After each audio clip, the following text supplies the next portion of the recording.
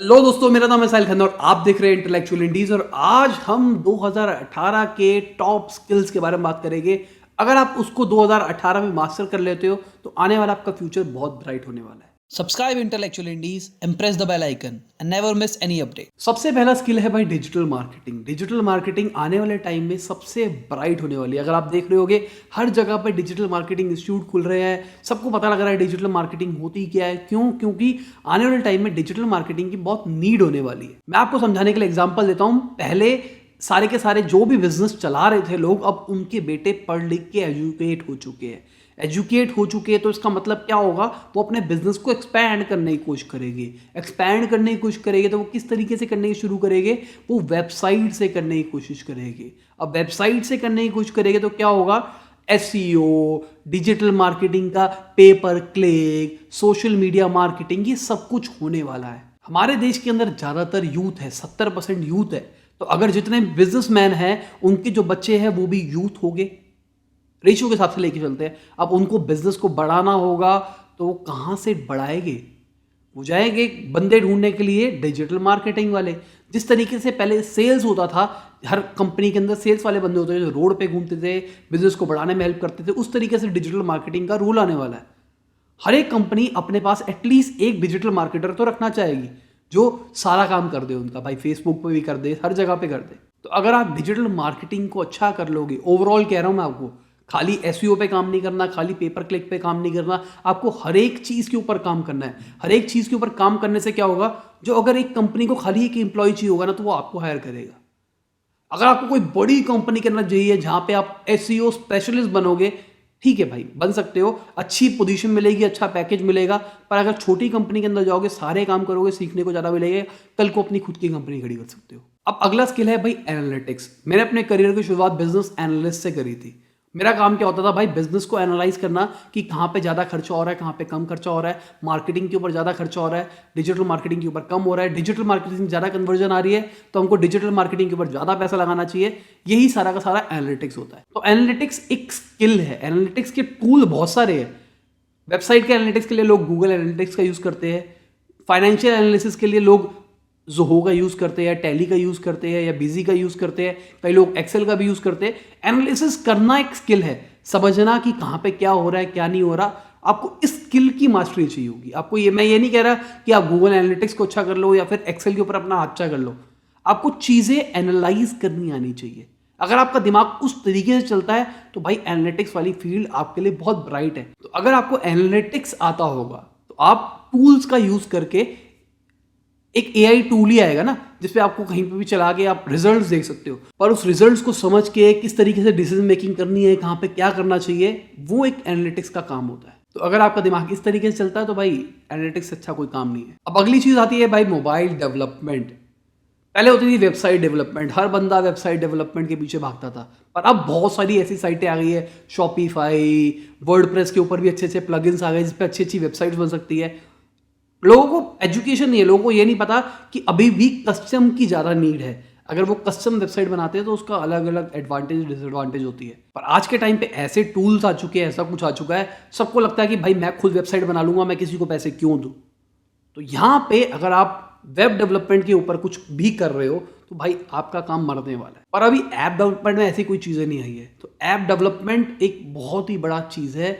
अगर आप app development के ऊपर अभी से काम करोगे तो आने वाले 1-2 साल के अंदर आपको ऐप डेवलपमेंट के ऊपर मास्टरी हो जाएगी। और एक एक ऐप बनाने का भाई 50-50 हज़ार, 60-60 हज़ार रुपये तो ऐसे मिल जाता है। वेबसाइट के अंदर बहुत सारे ऐसे बंदे बैठे भाई 500-1000 रुपये में बना देंगे, फ्रीलांसिंग करके बना दूंगा। भाई सर मैं तो जॉब करता हूँ, मेरे पास एक वर्डप्रेस की प्लगइन पड़ा है, मैं उसके ऊपर आपकी वेबसाइट बना सकता हूँ, मेरे पास एक थीम पड़ी है, मैं उसको इंस्टॉल करके कर दूंगा, ये कर दूंगा, वो कर दूंगा।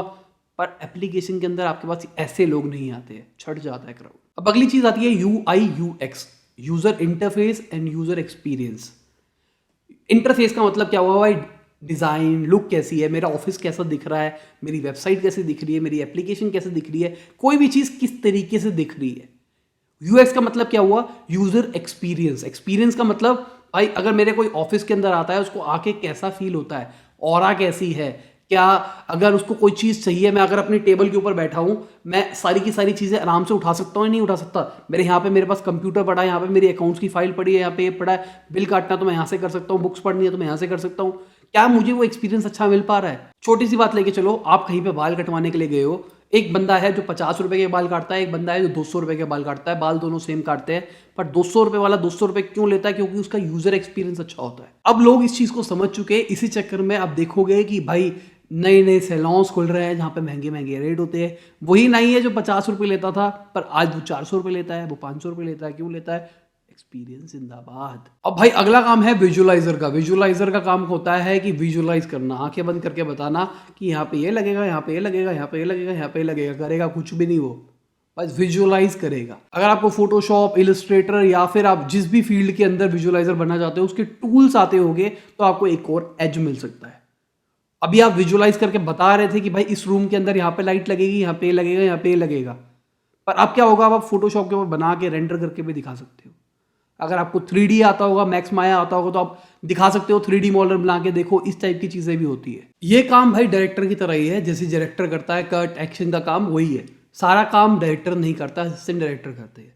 बस डायरेक्टर उनको डायरेक्ट करता है कि कैमरा इस तरीके से आएगा, ऊपर से आएगा, वाइड एंगल लेंगे, यहाँ पे क्लोज एंगल लेंगे, ये करेंगे वो करेंगे। उसी तरीके से विजुअलाइजर भी सारा काम करता है। तो भाई विजुअलाइजर का काम है एकदम मजे से रहना, उनका एकदम क्रिएटिव काम होता है। उनकी जहाँ पे भी काम होता है वहाँ पे पिज्जा चलता रहेगा, गेम्स चलती रहेगी, एकदम एंजॉयमेंट वाला माहौल रहता है, क्योंकि वहाँ पे आपको क्रिएटिविटी चाहिए, रैट रेस नहीं चाहिए जो हमने कल बात करी थी। अगर आप रैट रेस फॉलो करोगे तो आप विजुअलाइजर नहीं बन सकते। अब अगली चीज आती है भाई सेल्फ नॉलेज। मुझे पता होना चाहिए कि मेरे पास कितनी स्ट्रेंथ है। अगर मैं जिम में जा रहा हूँ तो मैं बेंच प्रेस 50 किलो का मार सकता हूँ, 100 किलो का मार सकता हूँ, 200 किलो का मार सकता हूँ। अगर मेरे पास 50 किलो की जान है और मैंने 200 किलो मार दिया, वो मेरे पे गिर जाएगा और मैं मर जाऊंगा। अगर मेरे अंदर 200 किलो की जान है और मैं 50 किलो मारूंगा तो मेरी बॉडी के ऊपर कोई फर्क नहीं पड़ने वाला। इसी तरीके से अगर मुझे पता होगा कि मेरे अंदर क्या स्किल सेट है, उसी टाइप का अगर मैं काम करूंगा तो भाई बेटर होगा ना। अगर मैं एक लीडर हूं, मुझे पता है कि मेरे स्किल सेट क्या है, सामने वाले के स्किल सेट क्या है, तो हम मिलके अलग तरीके से काम कर सकते हैं ना।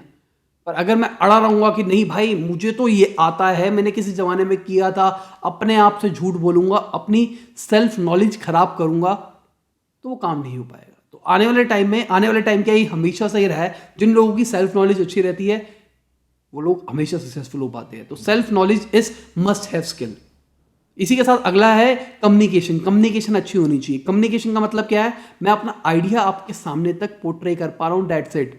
इसका मतलब ये नहीं है मैं अच्छी इंग्लिश बोलता हूँ, अच्छी हिंदी बोलता हूँ, अच्छी उर्दू बोलता हूँ, कुछ भी बोलता हूँ। अगर मैं अपने आइडिया को सामने वाले को समझा पा रहा हूँ तो मैं कम्युनिकेशन में अच्छा हूँ, बात खत्म। अब कम्युनिकेशन के हमने बहुत सारी वीडियो बनाई किस तरीके से कम्युनिकेशन को इंप्रूव कर सकते हो। अगर आप इंट्रोवर्ट हो तो भी आपको अपना कम्युनिकेशन अच्छा रखना है। अगर आप इंट्रोवर्ट हो, मान के चलिए भाई मेरे को तो अपने एक क्यूबिकल के अंदर बैठना है, मेरा तो ग्राफिक डिजाइनिंग का काम है, मेरे को तो कुछ ज़्यादा बोलना नहीं पड़ता, मैं सेल्स वाला बंदा नहीं हूँ, मुझे कम्युनिकेशन की जरूरत नहीं है। पर अगर आपका कम्युनिकेशन वीक होगा तो भाई आपको जो इनपुट मिलेगा, अगर आपको आपके बॉस ने कहा आप इस टाइप का डिजाइन बनाओ, आपने वो बनाया, अब उसने कहा कि नहीं ऐसा कुछ नहीं है, तो आप अपना इनपुट नहीं दे पाओगे क्योंकि आप एक्सप्रेसिव नहीं हो, या फिर आप जो समझाने की कोशिश कर रहे होगे वो ढंग से नहीं समझा पाओगे। आजकल के टाइम में क्या होता है भाई, डायरेक्टली क्लाइंट को आपसे लिंक कर दिया जाता है। क्लाइंट आपको बताता है, आप क्लाइंट को बताते हो, दोनों मिलकर एक प्रोडक्ट बनाते हो। कोई भी फील्ड होगी, अगर आप दबे रहोगे, कम्युनिकेट ढंग से नहीं कर पाओगे तो भाई आने वाले टाइम में दिक्कत आने वाली है। अब एक और चीज बताता हूँ जो हमेशा से एवरग्रीन रही है, जो कि है sales and marketing. Sales and marketing कभी खत्म नहीं हो सकती। बहुत सारे ऐसे लोग हैं जो डिजिटली देख लेते हैं, डिजिटली पसंद कर लेते हैं, पर एट लास्ट वो फिजिकली ही लेते हैं। अगर आप जाओगे साड़ी लेने के लिए तो आपको फिजिकल स्टोर पे ही जाना पड़ेगा। अगर आप मेट्रो के अंदर घूम रहे हो, आपको होर्डिंग दिख रही है, तो वही वाली मार्केटिंग आपको दिखने वाली है। वहाँ पे कोई ये नहीं होगा कि आप देखोगे तो कोई दूसरी ऐड दिख रही है, कोई दूसरा देखेगा तो दूसरी ऐड दिख रही है, डिजिटल मार्केटिंग हमने यहाँ पे कर दी है, ऐसा नहीं हो पाएगा। तो ये जो सेल्स और मार्केटिंग है भाई, ये एवरग्रीन जॉब्स है, एवरग्रीन करियर है। मैं ये कहूँगा जॉब नहीं, एवरग्रीन करियर है। तो जो अगर इस स्किल्स के अंदर मास्टरी कर लेगा तो वो कभी जिंदगी में मार नहीं खा सकता। खाली मैं कह रहा हूँ, खाली सिर्फ यही स्किल होगा, बाकी और स्किल के ऊपर कोई जरूरत भी नहीं है, उस बंदे को छा जाएगा जिंदगी के अंदर। इसी के साथ एक और स्किल बताता हूँ जो कि आज के टाइम पे बहुत जरूरी है, जो कि है सोशल स्किल। सोशल स्किल सबके खत्म हो गए भाई। किसी को रिश्तेदारों से लेना देना नहीं है, किसी को ये लेना देना नहीं है मेरे पड़ोस में क्या चल रहा है क्या नहीं। पड़ोस में चल रहा है ये नहीं है कि तेरे को पता है मेरे अंकल की आंटी उनको चप्पलों से मारती है क्योंकि वो उनका काम नहीं करते, मेरे अंकल ना कपड़े धोते हैं उनके, ये वाला नहीं जानना। सोशल स्किल का मतलब है अगर किसी को आपकी जरूरत है, आप उसको प्रोवाइड हो उसके लिए। आने वाले टाइम में ये चीज़ें बहुत खत्म हो जा रही है, मुझे पर्सनली लगता है, इसलिए मैंने इसको इस लिस्ट के अंदर डाला है। मुझे याद है बचपन के अंदर भाई हमारे गली के अंदर हम सारे के सारी आंटियाँ इकट्ठी बैठ जाती थी, हम सब बच्चे बाहर खेलते थे, बाहर घूमते फिरते थे। पर आज के टाइम पे वो चीज़ें ख़त्म हो गई है, मैं तो देखता ही नहीं इन चीज़ों को। वो बच्चों के अंदर जो सोशल स्किल्स होते हैं वो ख़त्म हो जा रहे हैं। इसी तरीके से हमारे अंदर भी हो जा रहा है। क्या प्रॉब्लम है? देखिए, अगर हमारे अंदर खत्म होते हैं तो वही संस्कार हम अपने बच्चों को डालते हैं, क्योंकि हमने तो यही करना शुरू कर दिया कि हमारी एक रैट रेस वाली लाइफ बन रखी है। हमको ऑफिस जाना है, ऑफिस से आना है, ये करना है, वो करना है। हमारे पास सोशल स्किल्स का टाइम होता नहीं है। अंग्रेजों को लेके चलो भाई, सैटरडे संडे वो घूमते हैं, ऐश करते हैं, मजे करते हैं, अपने दोस्तों से मिलते हैं, पुराने दोस्तों से मिलते हैं, दारू पीते हैं, जो भी करना होता है वो करते हैं। पर हमारे अंदर सैटरडे तो चलो काम करते हैं, हमारे इंडिया के अंदर कल्चर ही है सैटरडे काम करने का, पर संडे भी कोई ना कोई काम में घुस ही जाते हैं। ऐसा सोशल होना चाहिए बंदे को कि भाई बस एक फ़ोन किया, घर में रेले लग गई दोस्तों की, आज के टाइम पे भी। पर मेरे को पर्सनली ऐसा लगता है, मेरे को नहीं पता कि आपके अंदर स्किल है, आपने देखा है चीज़ नहीं देखा, पर मुझे पर्सनली लगता है कि हमारे देश के अंदर सोशल स्किल्स खत्म हो जा रहे हैं। हाँ, फेसबुक पे अगर फोटो शेयर करनी होगी और लाइक चाहिए होगी, ये तो हो जाता सबसे। व्हाट्सएप पे सबके डीपी, नाइस डीपी, ये सब कुछ हो जाता है। पर फिजिकली जाके घूमना भाई, कंधे पे हाथ रख के घूमना, क्रिकेट खेलना, कभी भी किसी को भी मंडे ट्यूसडे वाले दिन भी अपने किसी भी पुराने दोस्त को फ़ोन कर लेना और भाई क्या चल रहा है, तेरी याद आ गई, ये वो, ख़त्म हो गया। अब सबसे आखिरी और इंपॉर्टेंट स्किलों में से एक है भाई सेल्फ मैनेजमेंट। अपने आप को किस तरीके से मैनेज करना है। अपने आप को मैनेज करना एक ट्रिक है, मैं आपको समझाता हूँ मैं किस तरीके से करता हूँ।